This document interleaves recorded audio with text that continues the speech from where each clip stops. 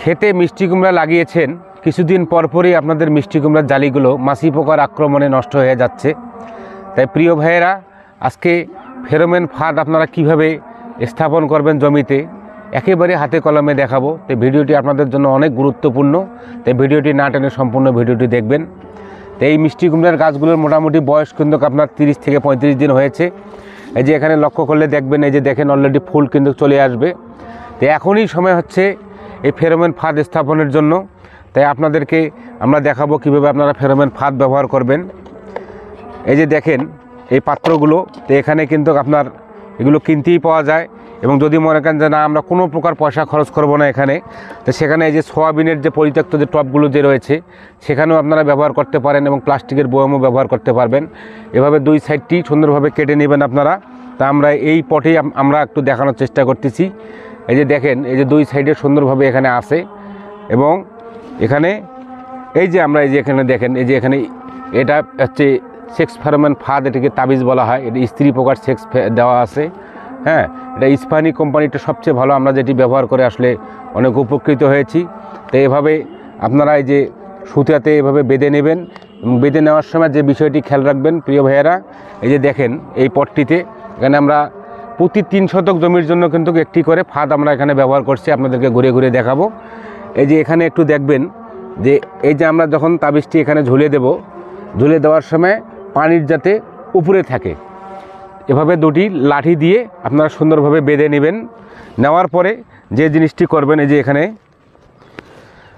Surf Excel এবং সাবান গুলানো পানি আমরা এখানে মিশ্রণ করেছি। মিশ্রণ করার পরে এখানে এই যে দেখেন, অবশ্যই যেন পানির দ্রবণটি ভারী হয়। এই যে দেখেন পানির দ্রবণটি অনেক ভারী আছে কিন্তু।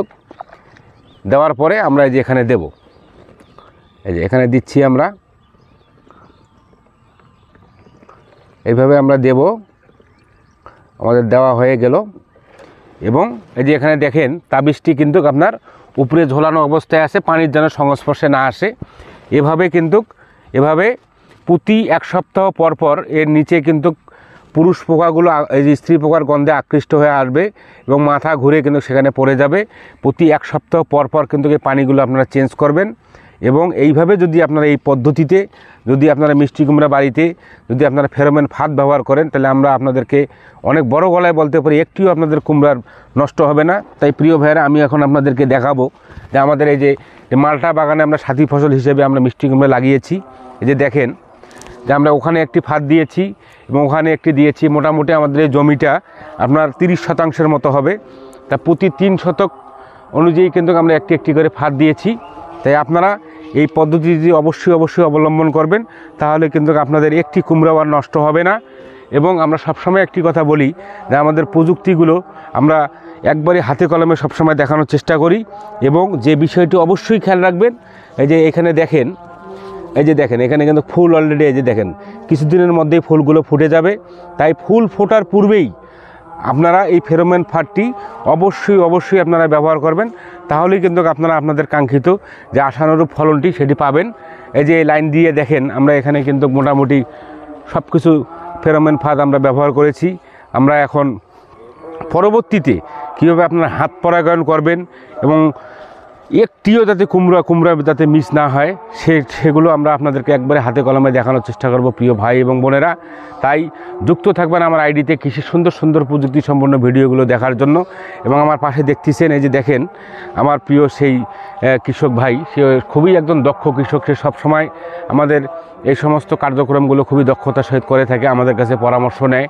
এবং তুমি যে এই যে প্রতি বছর যে এখানে মিষ্টি কুমড়া চাষ করো, এই ফেরোমেন ফাঁদ ব্যবহার করার ফলে তুমি কতটুকু একটু উপকৃত হয়েছো, একটু আমার দর্শক ভাইদের উদ্দেশ্যে একটু বলবা কি? এই ফেরোমেন ফাঁদ ব্যবহার করাতে আমার একটা লাভ হয় কি, যে পোকা যে ওই যে মাছি পোকা যেটা সেটা হলো ওই কুমড়াতে আর হানতে পারে না।